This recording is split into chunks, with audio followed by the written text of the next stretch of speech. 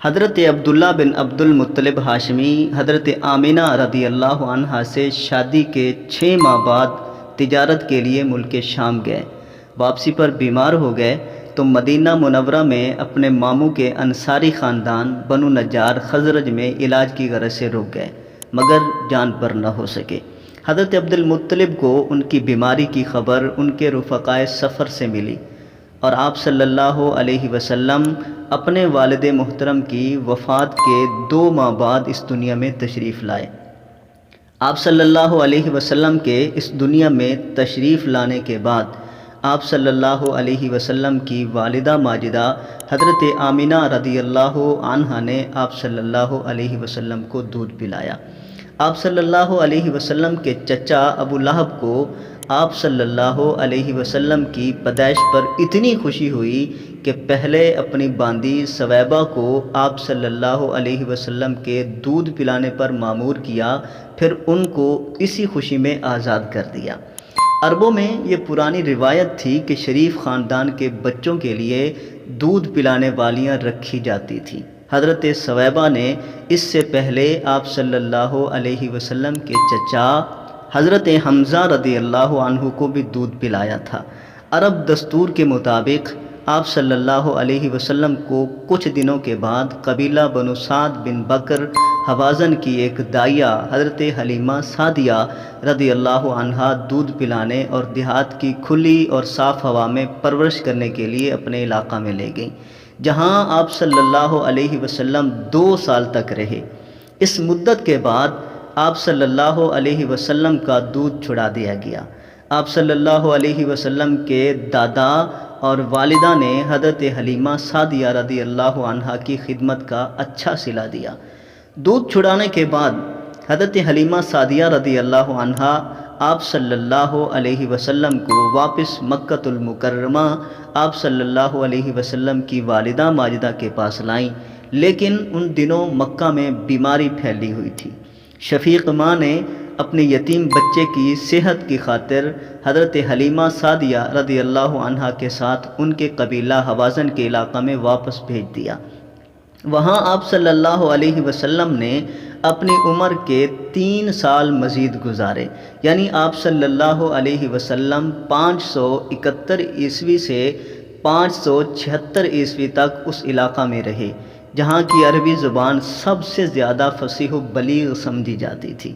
آپ صلی اللہ علیہ وسلم خود فرمایا کرتے تھے کہ میں قریش کی بہترین زبان کے ساتھ بنو سعد کی فصیح ترین عربی بولتا ہوں۔ حضرت حلیمہ سعدیہ رضی اللہ عنہا کے گھر آپ صلی اللہ علیہ وسلم اپنے رضائی بھائیوں اور بہنوں کے ساتھ بچپن میں کھیلا کرتے تھے۔ یہاں 4-5 سال کی عمر میں پہلا شق صدر کا معجزہ پیش آیا۔ 2 فرشتوں نے آپ صلی اللہ علیہ وسلم کا سینہ مبارک چاک کر کے قلب مبارک کو دھویا، پھر سینہ سل دیا۔ یہ واقعہ دیکھ کر آپ صلی اللہ علیہ وسلم کی رضائی ماں اور باپ دونوں پریشان ہو گئے اور آپ صلی اللہ علیہ وسلم کو آپ صلی اللہ علیہ وسلم کی والدہ ماجدہ کے پاس مکۃ المکرمہ پہنچا گئے۔ آپ صلی اللہ علیہ وسلم کے رضائی والدین بہن بھائی آپ صلی اللہ علیہ وسلم سے بہت محبت کرتے تھے اور آپ صلی اللہ علیہ وسلم کو بھی ان سے بے پناہ محبت تھی جو تاعمر قائم رہی۔ بنو سعد کے علاقہ اور رضائی والدین کے گھر سے آنے کے بعد صرف 1 سال تک ہی آپ صلی اللہ علیہ وسلم اپنی والدہ ماجدہ حضرت آمینہ رضی اللہ عنہا کی محبت و شفقت سے بہرہ یاب ہو سکے۔ جب آپ صلی اللہ علیہ وسلم کی عمر مبارک 6 سال کی تھی تو آپ صلی اللہ علیہ وسلم کی والدہ ماجدہ نے اپنے عزیز و اقارب سے ملاقات کرنے، اپنے مرحوم شوہر کی قبر کی زیارت کرنے اور اپنے یتیم بچے کو سیر کرانے کے لیے اپنی خادمہ حضرت ام ایمن رضی اللہ عنہا کے ساتھ سفر کیا۔ مدینہ منورہ میں جو اس وقت یثرب کہلاتا تھا، آپ صلی اللہ علیہ وسلم نے 1 ماہ تک اپنی والدہ ماجدہ کے ہمراہ وہاں قیام فرمایا۔ وہاں آپ صلی اللہ علیہ وسلم نے بنو عدی بن نجار خزرج کے تالاب میں تیراکی سیکھی۔ اس کے قریب میدان میں آپ صلی اللہ علیہ وسلم مدینے کے بچوں کے ساتھ کھیلا کرتے تھے، جن میں انیسہ نامی ایک لڑکی بھی تھی۔ آپ صلی اللہ علیہ وسلم کو اپنے مدنی قیام کی بہت سی باتیں یاد رہ گئی تھیں اور ان کا ذکر آپ صلی اللہ علیہ وسلم بعد کی زندگی میں اکثر کیا کرتے تھے۔ مدینہ منورہ میں 1 ماہ کے قیام کے بعد غالباً مئی یا جون 577 عیسوی میں آپ صلی اللہ علیہ وسلم کی والدہ ماجدہ آپ صلی اللہ علیہ وسلم اور حضرت ام ایمن رضی اللہ عنہا کو ساتھ لے کر مکۃ المکرمہ واپس روانہ ہوئی تو مدینہ منورہ سے چند میل کے فاصلے پر واقع گاؤں ابوا میں بیمار ہو گئیں اور کچھ دنوں کے بعد انتقال کر گئیں اور وہیں مدفون ہوئی۔ مدینہ منورہ کے رشتہ داروں نے حضرت ام ایمن رضی اللہ عنہا کے ساتھ آپ صلی اللہ علیہ وسلم کو شفیق دادا کے پاس مکہ مکرمہ پہنچا دیا۔ جیسا کہ آپ جانتے ہیں کہ آپ صلی اللہ علیہ وسلم کے دادا عبد المطلب بنو ہاشم قریش کے بزرگ ترین سرداروں میں ممتاز تھے۔ بنو ہاشم کے عظیم ترین شیخ تھے۔ انہوں نے گمشدہ چاہے زمزم کو دوبارہ کھدوایا تھا، جس سے ان کی توقیر میں بے پناہ اضافہ ہوا۔ وہ مالدار تاجر اور صاحب ثروت شخص تھے۔ اس کے ساتھ ہی وہ غریب پرور، بے کسوں کے والی، غریبوں یتیموں کے ہمدرد اور نہایت ہی فیاض و سخی تھے۔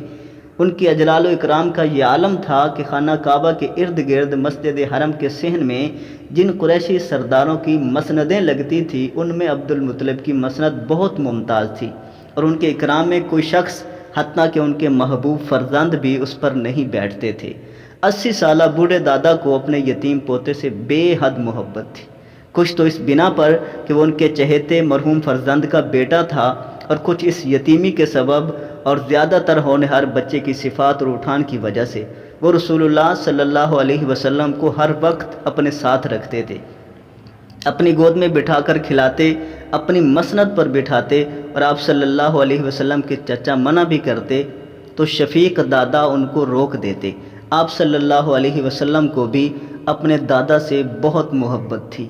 آپ صلی اللہ علیہ وسلم ان کی خدمت کرتے، ان کے کھوئے ہوئے اونٹ ڈھونڈ کر لاتے اور اپنی عمر کے مطابق دوسری خدمات انجام دیتے، مگر اللہ تبارک و تعالیٰ کو دادا کے سایہ شفقت کو آپ صلی اللہ علیہ وسلم کے سر پر زیادہ دنوں منظور نہ تھا۔